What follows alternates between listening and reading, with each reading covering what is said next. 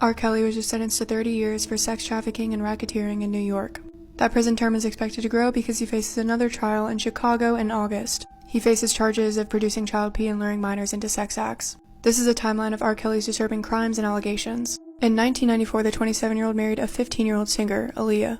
The month prior, he released her debut album, Age Ain't Nothing But a Number, which was almost entirely written and produced by Kelly. The marriage was annulled months later because of her age. In 1996, Tiffany Hawkins sued Kelly alleging that he engaged in inappropriate sexual conduct in 1991, when she was 15 and he was 24. That case was settled in 1998 and she received $250,000. In 2001 and 2002, Kelly was sued by several women for sexual misconduct. One of them stated that when she was 17, he tried to control every aspect of her life. One woman said that Kelly forced her to have an abortion, and that she was underage when she became pregnant. The third woman stated that Kelly filmed their sexual encounter without her consent.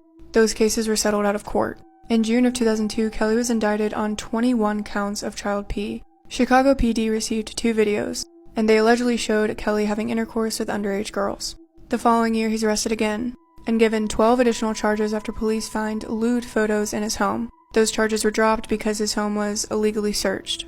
6 years after his indictment in 2008, he was found not guilty. And despite all of these allegations, all the women and girls that came forward, R. Kelly went on to have a successful career. He performed at the World Cup, Coachella, and Whitney Houston's memorial service. He also released 3 albums that hit #1 on the Billboard 200. In July of 2017, BuzzFeed published an expose. It was former members of Kelly's inner circle describing it as an abusive cult.